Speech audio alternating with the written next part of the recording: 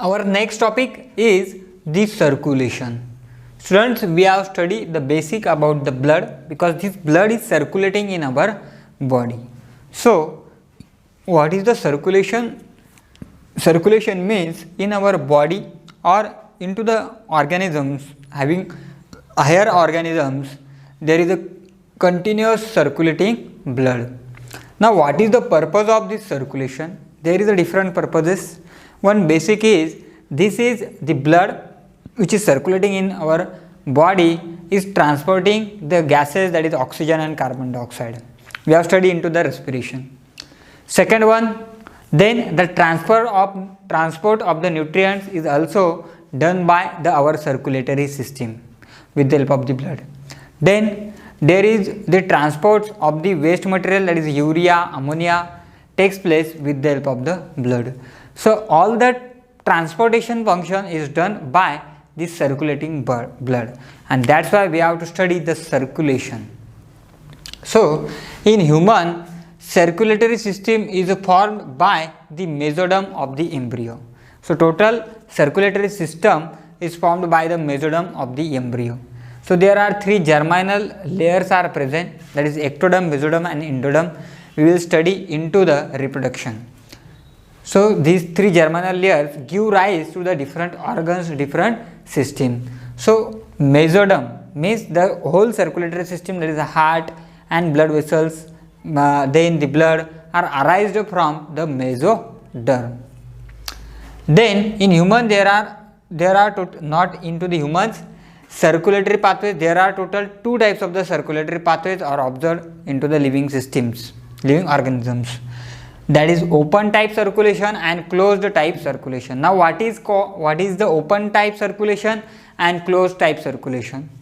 Open type circulation means the blood is pumped by the heart, passes through large vessels into the large open space or the body cavities, which is called the blood sinuses. That cavities is called as blood sinuses. Means the blood is not circulating through a packed tubes, closed tubes. It is flowing into the open spaces or open cavities. That is why it is called as open type of circulation. Then the tissues are in direct contact, okay, are in direct contact with the circulating fluid because the blood is not flowing through a closed vessels, and that is why the tissues are in a directly contact with the circulating fluid. But it is a less advantageous pattern of circulation, that is open type.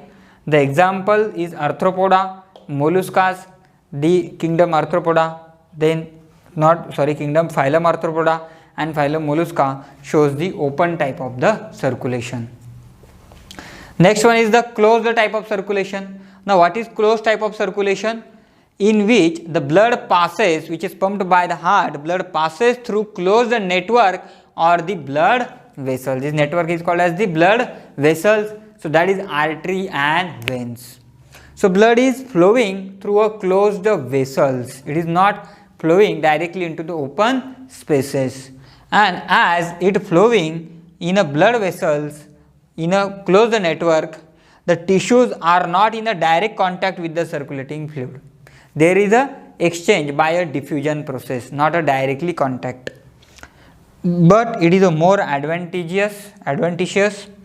The example is the annelids and the chordates. So we are included into the chordates.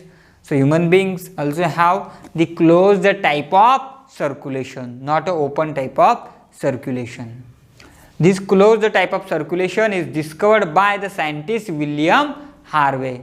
Remember this point, closed type of circulation is discovered by the scientist William Harvey. Now in humans, on the basis of the circulating fluid, two types of circulatory systems are observed.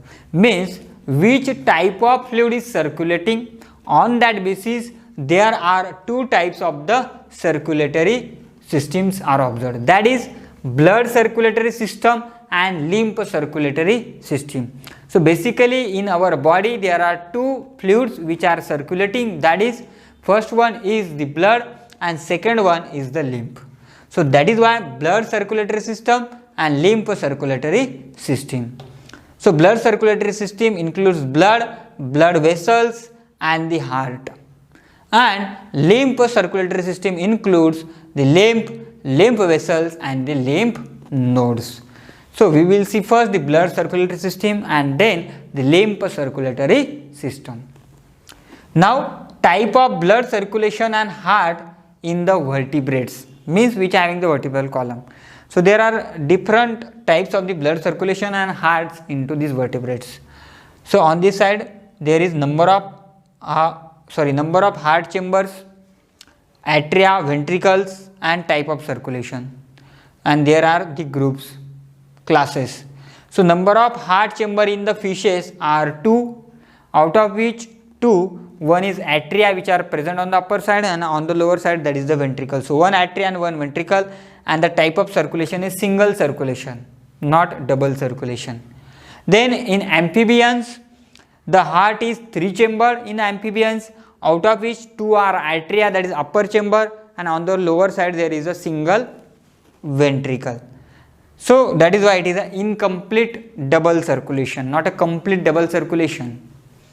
Then in reptilia, reptiles have 3 chamber heart, that is amphibian and reptiles have a 3 chamber heart, same 2 atria and 1 ventricle. It means that 2 atria, and this both atria opens into the ventricle. So this is atrium, this is the ventricle. So blood is from, suppose this is the right atrium, this is the left atrium. So both right and left are pouring the blood into the ventricle. So right have deoxygenated blood and left have the oxygenated blood. But in ventricle there is a mixing of oxygenated and deoxygenated blood, and this left ventricle then pumps the blood through the vessels. So that is why incomplete double circulation is also observed into the reptiles, so amphibian and reptiles. When there is a 3 chamber heart, it will show the incomplete double circulation. And next and last, that is crocodiles, then the aves and the mammals have the 4 chambered heart. Aves, mammals and crocodiles. Now the crocodiles are included into the reptile, but it is an exception. Crocodile shows the 4 chambered heart. Remember this, crocodile is a reptile, though it shows the 4 chamber heart, so it is an exception. So in 4 chamber heart there are 2 upper atrias and 2 lower ventricles. So it shows a double circulation, that is complete double circulation. So students, here we completed the basics about the circulatory system. In the next lecture we will start the structures of the heart, function of the heart, then what is the cardiac cycles, and then we will study the lymph circulatory system. Next topic is the types of the circulation. So we have studied the chart in which we have studied the different types of the circulation, the number of the heart chambers. So we are going to study the basically 2 types of the circulation, that is the single circulation and the double circulation. So what is the basic difference in between the single circulation and the double circulation? So we have seen the single circulation is observed into the fishes, because the fishes have the 2 chambered heart. So this is the complete circuit of the single circulation, and then we will study the double circulation in the birds and the mammals. So single circulation includes 3 basically organs, that is the heart, gills and the body parts. Heart, gills and the body parts. So we are starting from the heart. So the heart in a single circulation pumps always the deoxygenated blood. In single circulation, that is in fishes, the heart always pumps the deoxygenated blood. Then this deoxygenated blood reaches into the lungs for the process of oxygenation, because the respiratory organs in the fishes is the gills, not the lungs. So there is no lungs into the fishes. So the heart pumps that deoxygenated blood into the gills for the process of oxygenation. We have studied in the respiratory chapter breathing and exchange of the gases, how the exchange of gases takes place. So in gills there will be exchange of gases, that is oxygen is taken into the blood and CO2 is released into the gills. So here oxygenation process takes place. After the oxygenation process, the gills pumps that blood or release that blood now will be oxygenated blood because there is a oxygenation process is happened. So from the gills the oxygenated blood reaches to the body parts, because our body parts or to the every organisms, the body parts requires the oxygenated blood to perform the processes, life processes. So cell requires the oxygenated blood, that's why from the gills the blood reaches to the body parts, where the body parts use that oxygen and releases CO2, carbon dioxide, into the blood. And when from these body parts blood is taken away taken towards the heart, the blood again become the deoxygenated blood. So blood again become deoxygenated blood. Why deoxygenated? Because the body parts have used the oxygen, and that's why they release the carbon dioxide in that blood. So that blood is called as the deoxygenated blood. So this deoxygenated blood then reaches to the heart. So heart is again receiving the deoxygenated blood and it have pumped the deoxygenated blood. So in single type of circulation, the heart is receiving the deoxygenated blood and pumps that same deoxygenated blood but towards the gills for the oxygenation process. So this is the single. Now why it is called a single circulation? Because the blood pumped through the heart is passes only once. So that is why this is called as the single type of circulation. So this is basic circuit of the single circulation which is found in the fishes. Now students, the next topic, that is the double circulation. Double circulation is found in the birds and the mammals.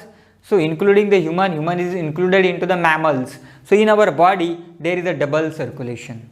So there are again three organs basically, or three parts in the double circulation, that is the lungs, because the birds, mammals have the lungs for the respiration, for the exchange of gases, that is for the breathing.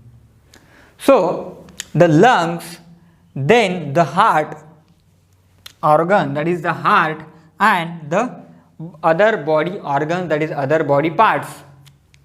So we will start from the heart. So basically the two in double circulation, the heart is four chambered. We have seen that chart.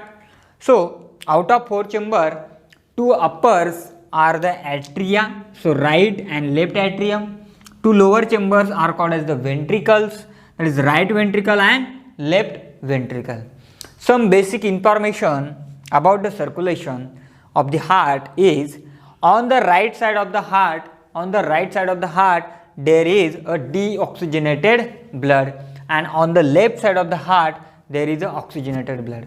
It means that the left atrium also receives the oxygenated blood, left ventricle pumps the oxygenated blood. Students, another one basic, that is the atrium are called as the receiving chambers. The atrium are called as the receiving chambers, means these two atrium receives the blood, they does not pump the blood, these are the receiving chamber. So right atrium receives the deoxygenated blood and left atrium receives the oxygenated blood. Then the lower chamber, that is the ventricles, these ventricles pumps the blood, so these are the pumping chambers. So left ventricle pumps the oxygenated blood and right ventricle pumps the deoxygenated blood. So these are the basic concepts. Now we will start from the heart. So on the right side of the heart there is a left ventricle. On the lower side we will start from the left ventricle. So this left ventricle pumps the blood and that blood reaches towards the organs, different body parts. that blood is pumped through the artery. So this is the artery. So artery which carries the blood, that is the blood vessel which carries the blood away from the heart. So artery carries the blood towards the organs, and then there is a number of branches of the arteries. The main artery which is originated from left ventricle is called as the aorta, systemic aorta, which is the largest artery in our body. So artery carries the oxygenated blood towards the organs. Then there is a branches of the capillaries, the hair-like, which are called as the capillaries. Then capillaries releases that blood to the organs, different types of the organs. Then the organs use the oxygen, because this is the oxygenated blood, because left ventricle have the oxygenated blood.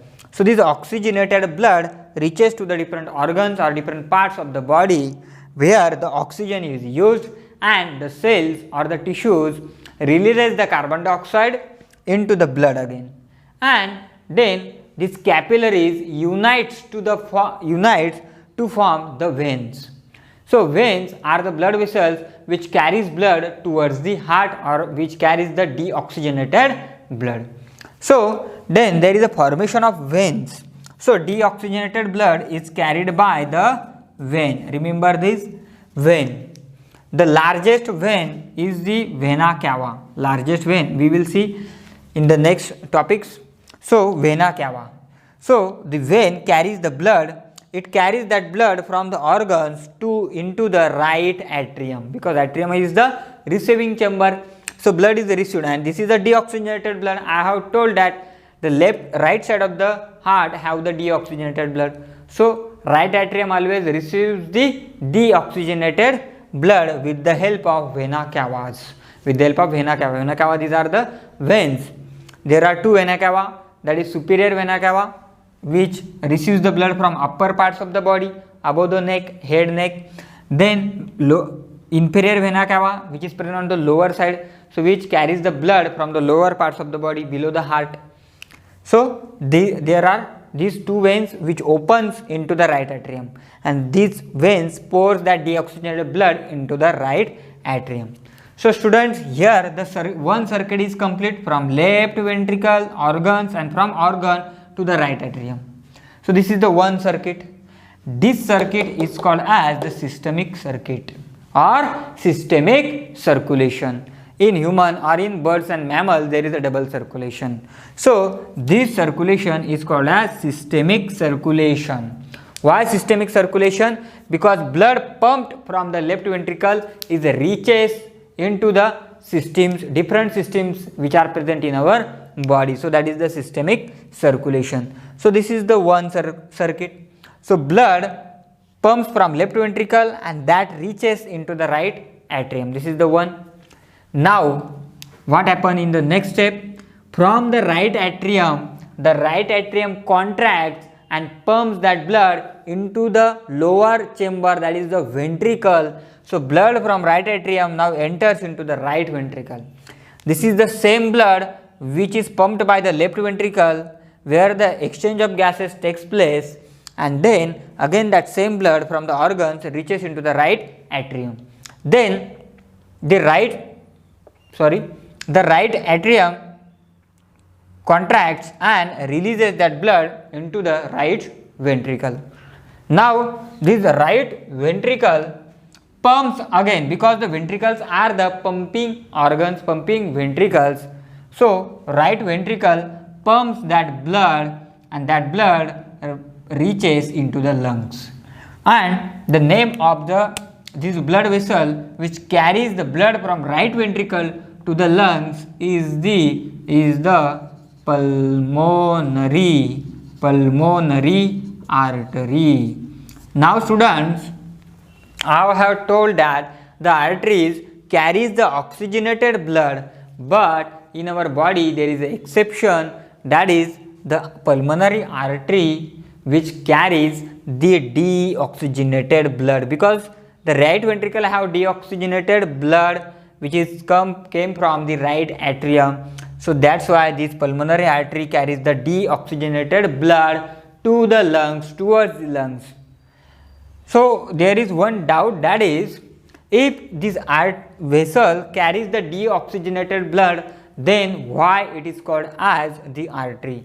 Because the basic definition of the artery and vein, students, is that the blood vessel which carries blood away from the heart is called as the artery, and the blood vessel which carries blood towards the heart is called as the vein. So by this definition, this is the artery because it carries the blood away from the heart. So that is why it is called as pulmonary artery. Pulmonary means the lungs. So what happened now? The blood, deoxygenated blood reaches into the lungs. Then in the lungs, what will happen into the lungs? We have studied the exchange of gases. So in the alveoli there is a capillaries, means this pulmonary artery divides, redivides and form the capillaries, and this capillaries surrounds the alveoli, and then there is an exchange of gases. Oxygen is released from alveoli into this pulmonary artery or the capillaries, and from this blood, which is deoxygenated blood, means it have the CO2, that CO2 is released into the lungs, and then lungs releases the CO2 outside of the body by the expiration process. So when there is exchange of gases takes place, now from the lungs that blood is again received by the heart, in the left atrium. So oxygenation takes place here, oxygenation. So after the oxygenation, the blood reaches with the help of the vein, that is pulmonary vein. Again, this is the exception, that is in our body pulmonary vein is the only vein which carries the oxygenated blood. Why it is called as vein? Because it carries blood towards the heart, that is why the vein, but it carries the oxygenated blood. Remember this point. So these pulmonary veins open into the left atrium because the atriums are the receiving chambers, and on the left side you know that the heart have the oxygenated blood. So students, this is the second circuit, or we can call it, this is first circuit, this is the second circuit. So from the right ventricle the blood goes to the lungs, and from lungs again it reaches into the heart, that is into the left atrium. So students, blood reaches into the heart second time, because that reaches first time into the right atrium, that blood again pump into the right ventricle, from right ventricle to the lungs, then lungs again into the left atrium. So same blood is pumped from the heart, and that is reaches into the heart during the second time. So that is why it is called as the double circulation, because blood reaches twice in the heart, that is why double circulation. So this is called as the pulmonary circulation. It means that in pulmonary circulation, blood from the right ventricle or the right ventricle pumps the blood in the pulmonary artery, which reaches into the lungs, and then from lungs again it reaches into the left atrium with the help of the pulmonary vein, or you can simply call it as the circulation of blood from the right ventricle to the left atrium. Okay, from right ventricle to the left atrium through the lungs, because in between this right ventricle and lung there is a one middle organ, intermediate organ, that is the lungs. So the blood flow from right ventricle to the left atrium through the lungs is called as the pulmonary circulation, and the blood or the circulation from left ventricle to the right atrium through the organs, because the blood pumped by left ventricle first reaches to the organs, then from organ to the right atrium. So you can call it, the definition is, from the blood circulates from left ventricle to the right atrium through the organ is called as systemic circulation. So basically in our body there are these two types of the circulation, that is double circulation, pulmonary circulation and systemic circulation. So students, I think you have understand this concept, that is what is the double circulation. Why it is called as double circulation? Because there are two circulations, that is pulmonary and systemic. Blood from left ventricle reaches into the right atrium, that blood again from right ventricle it reaches into the left ventricle. So blood entering twice, first here and second here. So that is why the double circulation. But here the blood is reaching only once time, pumps reaches, pumps, reaches. So that is circulation. But here pumped, reach, again pumped, and again then reach back into the heart. So that is why double circulation, that is systemic circulation and pulmonary circulation. So we have studied the two types of the circulation, single circulation and the double circulation.